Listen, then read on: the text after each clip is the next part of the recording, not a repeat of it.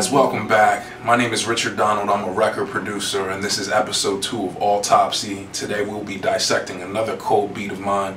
This one's called Running Back. It's off the upcoming EP from Aria, and I really had some fun with this one. So let's take it from the top. This beat is a little bit different than episode 1 where we talked about intermedio. Intermedio is more like an 808 hip-hop style thing. I normally make the beat or the track first and then shop it out to rappers and they write the song afterward. This is the complete opposite. Wrote the song first and then went to the the studio and kind of produced it that way. I co-wrote the song with Aria. She came over to the house with a notebook full of lyrics and we used that as inspiration. Running back is a loose football metaphor that we use as a vehicle for the love song. And while she was kind of going over, fragments of her lyrics, trying to put together, some melodies and whatnot, I was just playing riffs. I normally like to write on acoustic guitar. It's very versatile. You can play chords and melodies. And I just started off with a basic riff.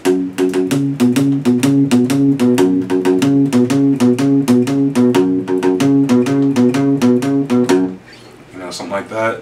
Combined it with this kind of like southern rock, kind of country kind of thing.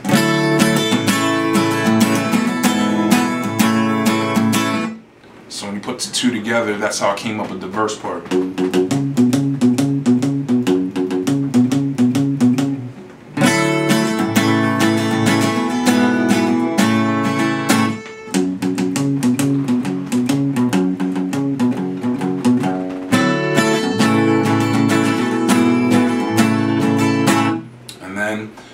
So that's a very standard pop song format. Have a little bit of that in the front. The pre-chorus is very simple.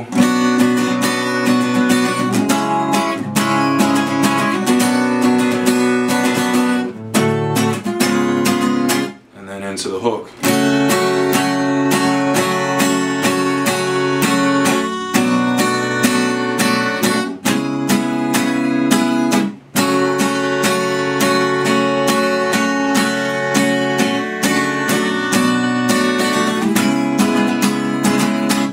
That's pretty much the song. I mean, there's some bridge parts in there.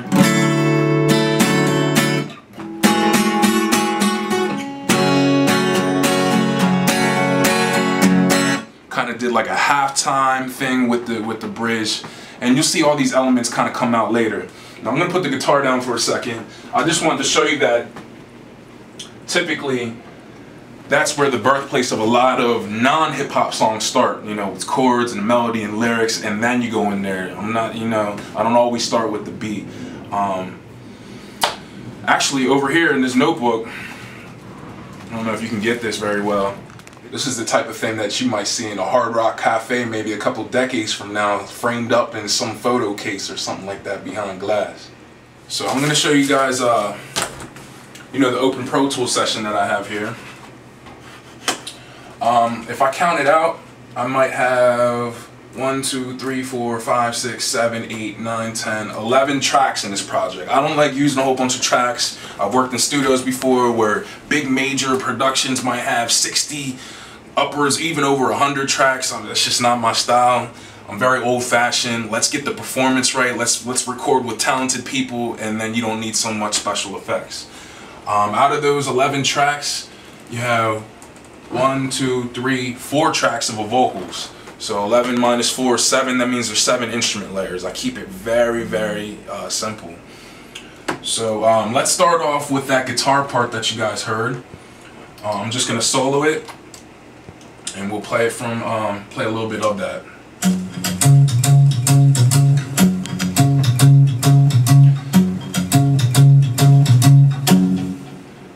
Now what I did is I recorded that part probably like 4 times in a row, and I layered them all top on each other so that it sounds really bold, but it sounds neat and organized, not sloppy.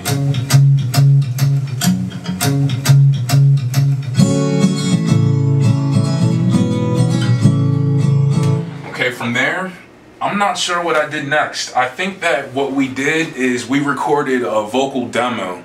It was in that same session where we wrote the song, and a lot of times I write a song and forget what it sounds like the next day, so we just hurry up and recorded the vocals on top of that and called it a day. I sent her home with a mix. She practiced the vocals for a little bit, You know, we came back a couple days later, and once I was done producing and making all the arrangements, she came back and laid down the lead vocal. But typically I write the song, do a scratch vocal, little demo real quick just so I don't forget how the song I just wrote goes, because trust me, I forget. And we pick up a couple days later once she's had a chance to really internalize the song and figure out how she wants to approach it. Okay, so while she's at home practicing with the demo, I'm hard at work over here figuring out how the heck am I going to produce a song out of an acoustic guitar track. So you guys already heard the acoustic. I think the next thing that I did is the drums. So let me find the drums here and I'll play that for you. I used a live kit from Battery. I mean, this is my studio. I don't have a drum set. I live next door to somebody. It's a duplex, so I don't have a drum set. I would love to. I know how to play it. I have a drum set. I just don't have one in LA. But let's play what Battery sounds like. There's some really cool samples in here, especially if you know how to mix well.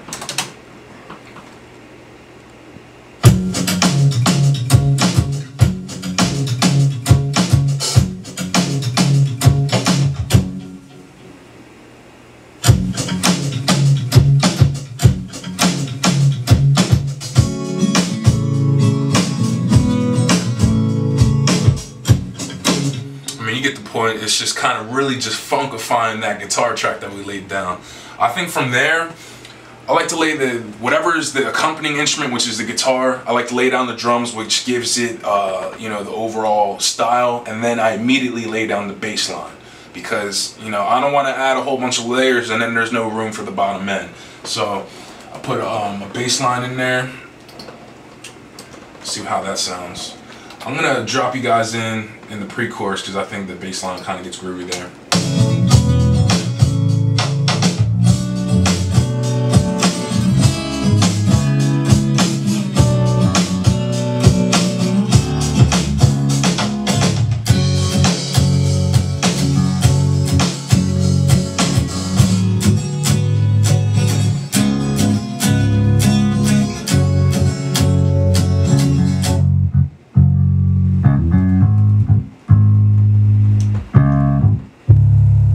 And I just went for a really direct bass sound, not too much treble or top end. I kind of gave it a direct, almost rock feel.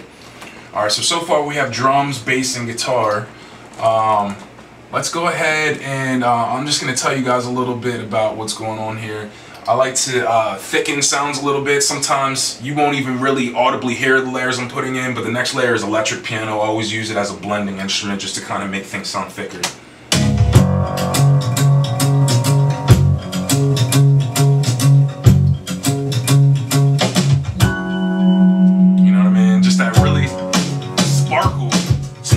Adding a whole bunch of extra stuff.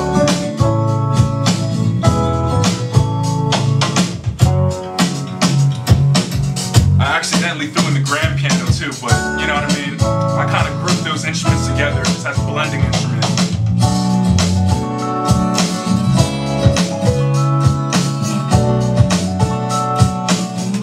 The only thing really left is the horns, really. Now, what I did with this is I recorded live saxophone and blended it with MIDI trombone and MIDI trumpet. So you got this live meets fake kind of blend here. And why don't you show them the saxophone real quick we got hanging on the wall. You know what I mean? It's not just decoration. A lot of people think it's just decoration, like I got it at IKEA or something. Like, nah, we put that thing to work. So let me show you guys some of the horn textures that we have in here. I'm just going to solo those things out so you can hear what's going on.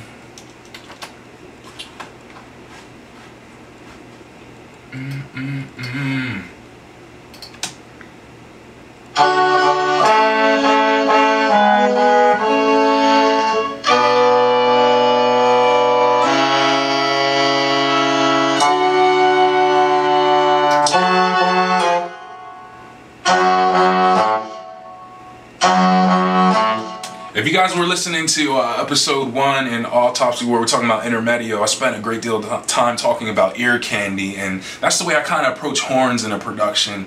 Unless you're making that the focal point of the song, it should almost just be like a little bit of salt, a little bit of pepper, a little bit of zing, a little bit of zang, and it just kind of pizzazzes the whole production.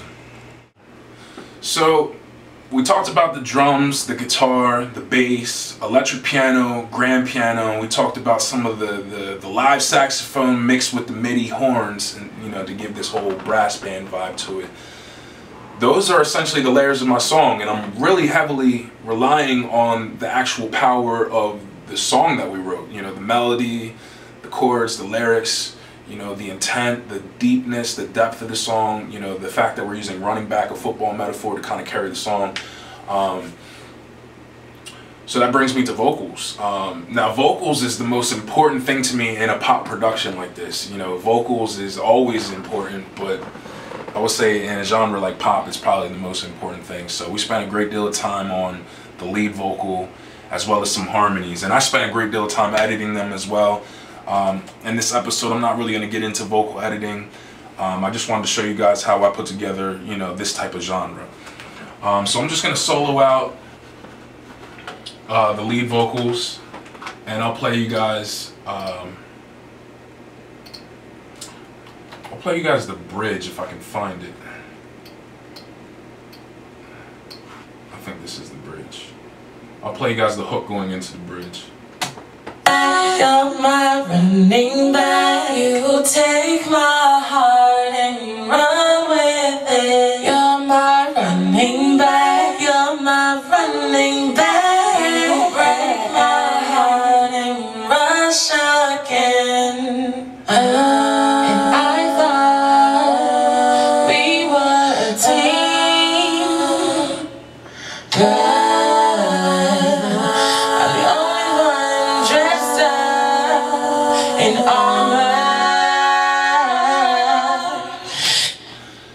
something like that. And I really don't do too much effects on the vocals. Compression, equalization, reverb, maybe a little bit of delay, but I'm not doing anything fancy with the vocals. Like I said before, I'm really trying to focus in on the natural talent and the natural depthness of the song, you know what I mean? And that's what I do when it comes to pop. I try to stay out of the way. I try to stay out of the way of the song. I try to stay out of the way of the vocalist, try to stay out of the way of the performer, and that's when you get phenomenal results. So we talked about the drums, you know, the guitar, the bass, the piano, you know, the horns. We talked a little bit about vocal production and getting out of the way of the song. One of the things that I've left to show you guys is the solo section.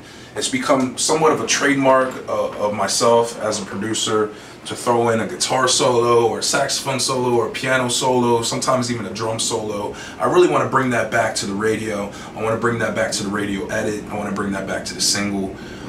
You don't really hear too much of instrumentalists getting a chance to improvise. Now, contrary to popular belief, I don't really sit there and do solos over and over and over and over and over and over and over again, or do Frankenstein patchwork, taking this part of a solo and this part of a solo and merging them together. I have in the past, not to say anything against those that do it.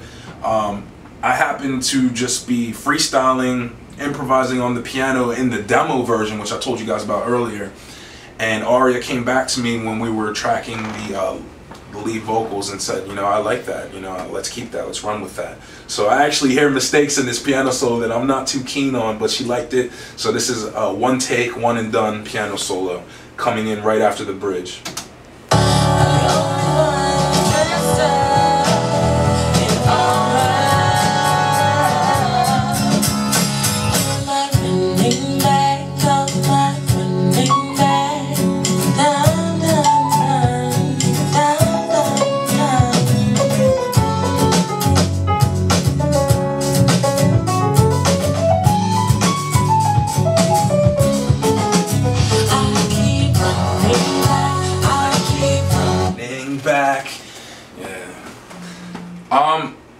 I could go on for days and days and days just improvising on piano. That's part of the way that I practice my skills and whatnot. But for a pop song like this, I keep it real brief, 8 bars, you know.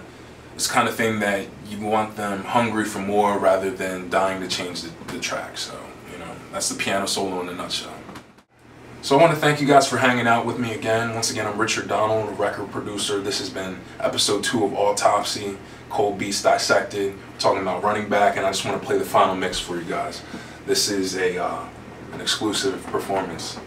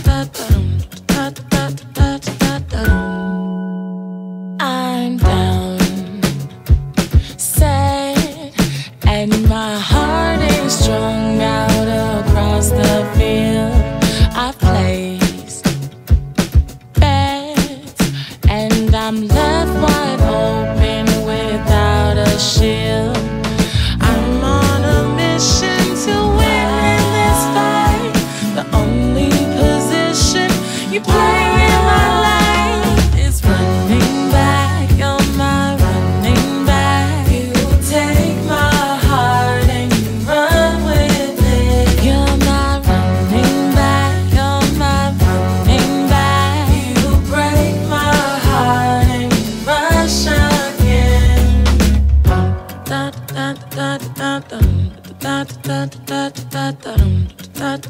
da